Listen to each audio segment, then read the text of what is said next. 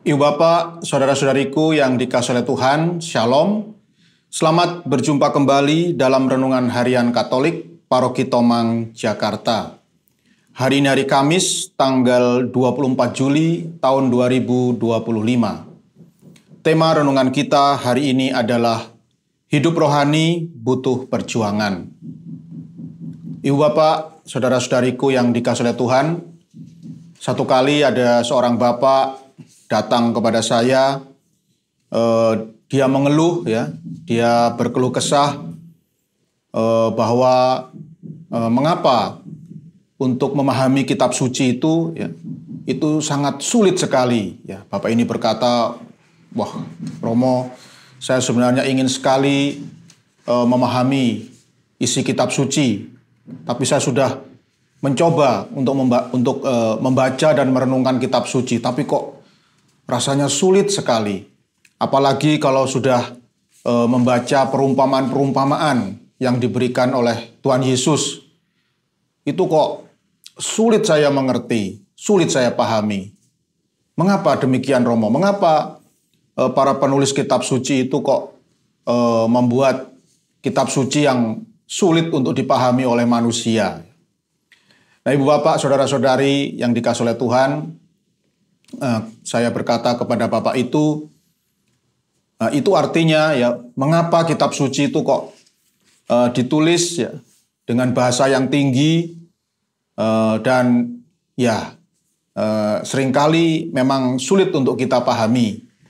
Bukan berarti bahwa kitab suci itu memang tidak mungkin untuk kita pahami, tetapi memang itulah maksud para penulis kitab suci dan juga maksud Tuhan, bahwa untuk memahami kitab suci itu kita sungguh-sungguh harus berjuang. Artinya dalam mendalami hidup rohani kita harus berjuang keras. Sehingga hidup rohani itu bukanlah sesuatu yang remeh-temeh. Hidup rohani itu bukan sesuatu yang sesuatu yang boleh kita anggap remeh, tetapi memang hidup rohani itu butuh ketekunan, butuh perjuangan, butuh kerja keras untuk bisa mendalaminya. Ibu Bapak, saudara-saudariku yang dikasihi oleh Tuhan, dalam Injil Matius bab 13 ayat 10 sampai 17 yang dibacakan dalam perayaan Ekaristi hari ini, Tuhan Yesus bersabda, "Kalian diberi karunia mengetahui rahasia kerajaan surga, tetapi orang-orang lain tidak. Karena barang siapa mempunyai, akan diberi lagi.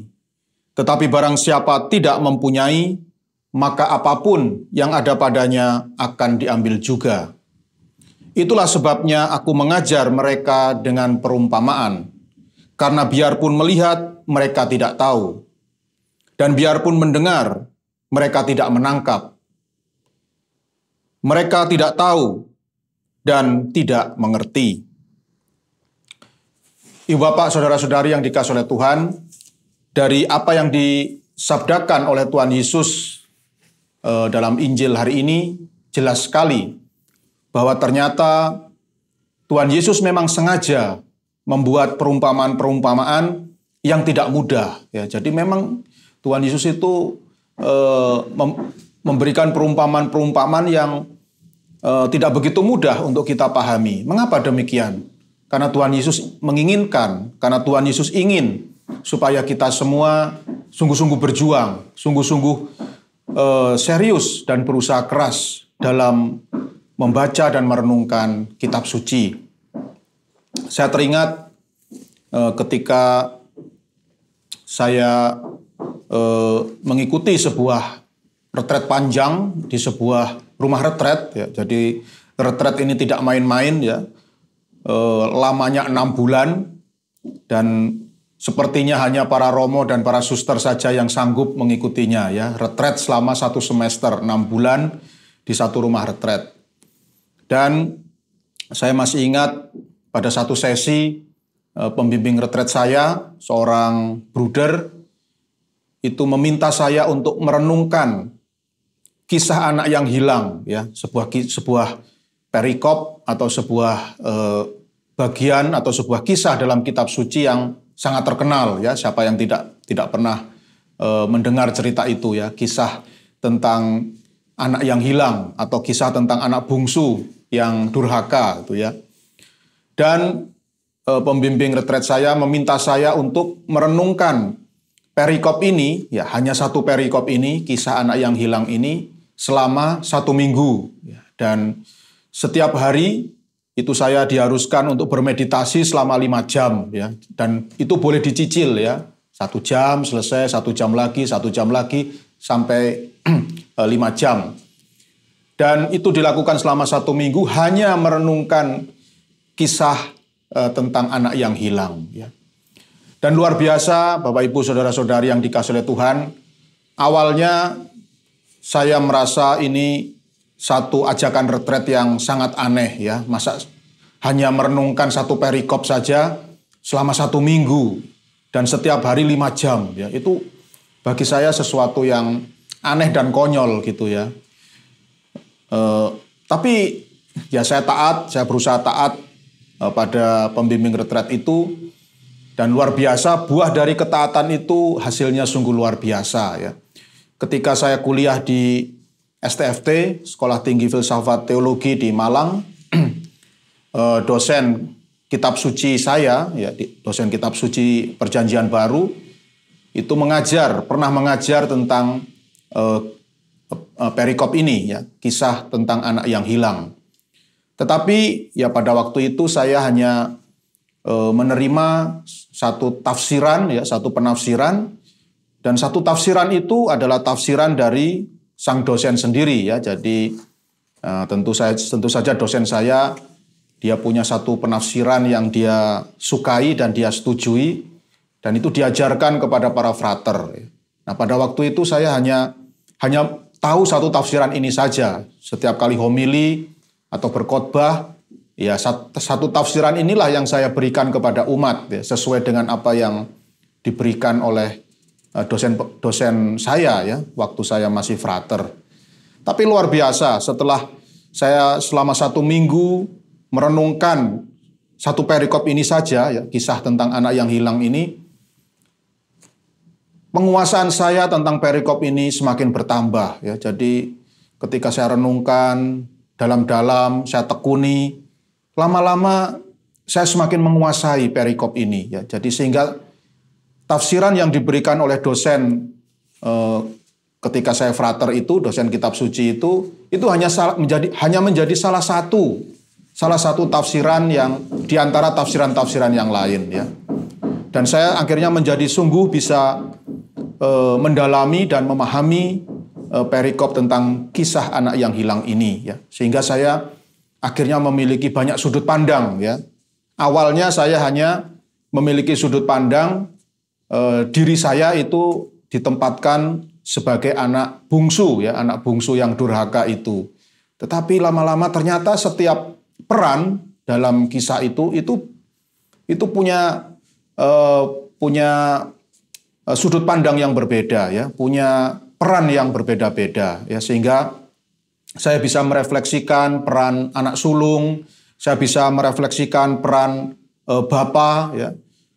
Bahkan juga peran orang-orang yang ada di sekitar rumah dari bapak yang baik itu ya. Jadi pegawai-pegawainya, karyawan-karyawannya, gembala-gembalanya, semuanya itu punya peran yang bisa kita refleksikan ya. Sehingga saya tidak kemudian dalam homili-homili saya tidak lagi hanya merefleksikan pribadi anak bungsu yang jahat dan durhaka itu ya, tetapi saya juga bisa memberikan homili tentang anak sulung, tentang bapak yang baik hati, ya, tentang pegawai-pegawai atau karyawan-karyawan bapak yang baik hati itu ya. Juga bahkan saya bisa merefleksikan ya, saya bisa berkhotbah tentang majikan dari si anak bungsu yang juga jahat itu ya, yang ketika si bungsu ini kelaparan bahkan minta ampas babi ya, hanya minta ampas babi saja tidak diberikan ya, betapa jahatnya majikan itu ya. saya bisa merenungkan peran dari majikan yang jahat ini, ya. Nah, pendeknya usaha saya tidak sia-sia, ya. Jadi perikop tentang kisah anak yang hilang ini menjadi kaya, menjadi banyak hal yang bisa dibicarakan untuk diri saya. Banyak hal yang bisa saya dapat dari satu perikop ini dengan perjuangan selama 1 minggu itu, ya. Nah, Ibu Bapak, saudara-saudari yang dikasihi oleh Tuhan, memang ada banyak hal di dalam iman kita, ya, iman Katolik, yang mungkin sampai hari ini masih sangat sulit untuk kita pahami, ya.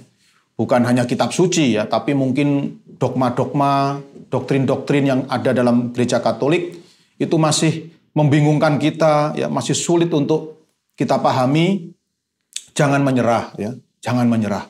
Kita harus terus menggali ajaran iman kita dan terus berjuang, berusaha sungguh-sungguh untuk bisa merenungkan, merefleksikan, dan sungguh-sungguh masuk ke dalam iman Katolik kita, ya. Percayalah dan yakinlah ketika kita sungguh-sungguh serius untuk mendalami hidup rohani, untuk mendalami ajaran iman Katolik, maka pelan-pelan suatu saat kita pasti akan mengerti, ya. Wawasan kita, pengetahuan kita pelan-pelan pasti akan bertambah, ya, setahap demi setahap, ya. Jangan pernah menyerah. Semoga Ibu Bapak, saudara-saudari yang dikasihi oleh Tuhan, segala perjuangan kita, segala usaha kita untuk mendalami hidup rohani sungguh-sungguh membuahkan hasil yang manis, ya, sungguh-sungguh menghasilkan buah yang manis bagi kita, dan semoga hidup kita pun boleh semakin diperkaya dan kita pun boleh semakin merasakan sukacita dan damai sejahtera di dalam hidup ini. Tuhan memberkati.